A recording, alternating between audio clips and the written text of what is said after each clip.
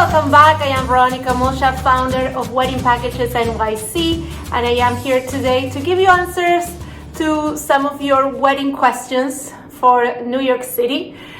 So today we're going to talk about park availability. This is a very common question I get all the time, and here's how it works. If you like to get married in Central Park here in New York City, you can. All right, so question number one is number of people. There is no limit to the number of people that you can bring to your Central Park wedding. All right, so that's number one. And I'm talking to you as if you just want to have your Central Park wedding and you're not hiring any of us, you're not hiring a company to do this for you and you want to do it alone. So these are the things that you need to know. Central Park is a public park in New York City. People just gather. People will go to the park and gather, and nobody will interrupt you and nobody will tell you that you cannot gather. So if you decide to have a ceremony in Central Park, in theory, you can just walk in, pick a spot, stand there, say your vows, have your ceremony, and have as many people as you want come to your wedding. Is not an issue. You do not need a permit to have a wedding in Central Park, and you can just go ahead and do it, and you can have 100 people at your wedding. This is a fact. So the fact is, the park rangers are not going to come and say, where is your permit for your wedding? Why are you gathering? Or you have too many people. That never happened. And I've been doing this for a long time. Okay. So that's number one.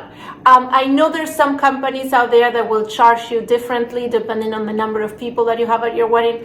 I don't know why they do that. We don't. If you hire us, our prices are exactly the same whether you have no guests or 100 guests. I don't care. We don't care. You know, number of guests, it doesn't matter, because you are going to have uninvited guests at your wedding in Central Park anyway. And this is another very important thing that you should know. It is a public park. And even if you do have a permit, you cannot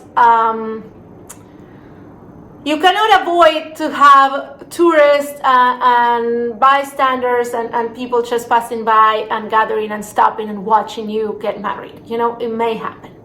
All right, so the next question is park permits. Do you need a park permit to get married in Central Park? The answer is no. You can, like I just said, I just told you, you can just go in and get married. The reason why people will get a permit, and you should as well, is because you want to have the certainty that a certain spot is reserved for you. All right, you don't get a permit because of the number of people that you have at your wedding. You get a permit because you want to have exclusivity to a spot. Very common places where people love to get married are the gazebos in Central Park, such as Ladies Pavilion, Wagner Cove, Copcat. If you want to get married in one of these places, and Summer House for Dreaming, also very popular. If you want to have your wedding at any of these gazebos, any of these places, you must get a permit. You want to get a permit for your own peace of mind and for your own sake. You don't get a permit because you have too many people. You get a permit even if it's just the two of you, even if it's just the two of you and your witness and your officiant. You want to have a permit because you want to make sure that on that date, at that time, nobody else has a permit, right? If you don't have a permit, of course, you can wing it, and you can just walk into Ladies Pavilion on a Saturday at 2 p.m. and hope that nobody else decided to get married there. But you'll probably be wrong. Actually, you can even be wrong if you have a wedding during the week. You know, this is a very common mistake people make. We marry people from all over the globe 7 days a week. We have a lot of weddings on Tuesdays, on Wednesdays, Thursdays. So don't you think that because your wedding is on a Wednesday afternoon, you don't need a permit. Chances are nobody else will have reserved that spot. Yes, they will have reserved the spot for a number of reasons, because you can get a permit to get married, to have a picnic, to shoot a video. You know, you can get a permit for anything. So yes, you do want to get a permit. Here's a little tip that nobody knows. When you apply for your permit, do not they ask you for the number of guests that you have. Do not write a number above 25 people. The number of guests always has to be under 25. Even though the place will allow you to have 100 people, right? Like a Bethesda Terrace. I had my wedding at Bethesda Terrace. I had 60 guests, plus everybody else who was at the terrace that day that were just gathering.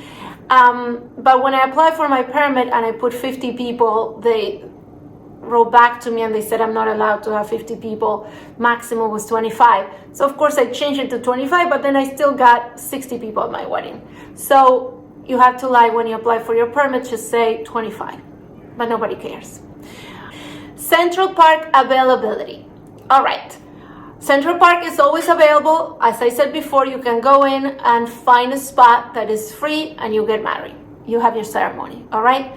Now, if you want to get married at one of the gazebos, like I said, one of those coveted places that you need a permit, you will not be able to know whether this space, that spot is available until after you submit and pay for the permit. This is how it works. You go online to get your permit. They have a website, of course, they have a phone number, and you can go ahead and try to call them and ask them on the phone if they can tell you if something is available. They will not answer that question. They'll hang up the phone on you. They'll say, I'm sorry, you had to go online and make a request and make a proper park permit, purchase.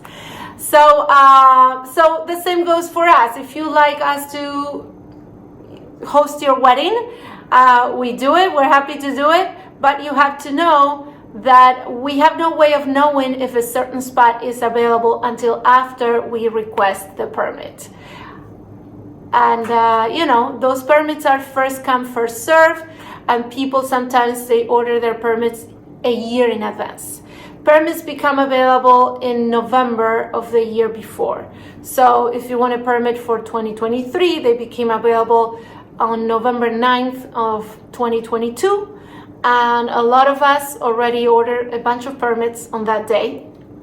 So we already have them. And so even if your wedding is in December, we already got some of those permits for this special days in December. I bought them last November. So it's first come, first serve. You have to order the permit. They usually answer really fast. If there's a conflict, they'll call you or they will send you an email and let you know, hey, this is not available at this time, but it's available at this other time. So I always say that having flexibility is a good idea with the Central Park wedding. And lastly, I just want to say to everybody that Central Park is gorgeous.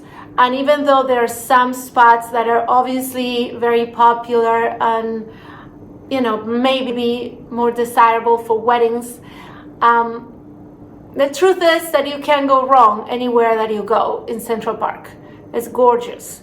So my personal and humble recommendation is that if you want to have a Central Park wedding, be flexible, be open to whatever you may have and you may be able to get, and know and trust that your day will be beautiful and special because you're marrying the love of your life, not because you get to do it at Wagner Cove or Ladies Pavilion, or you're by the lake or you're not by the lake. Who cares? It doesn't matter. A sense of adventure and flexibility are key to ensure a beautiful and really enjoyable time.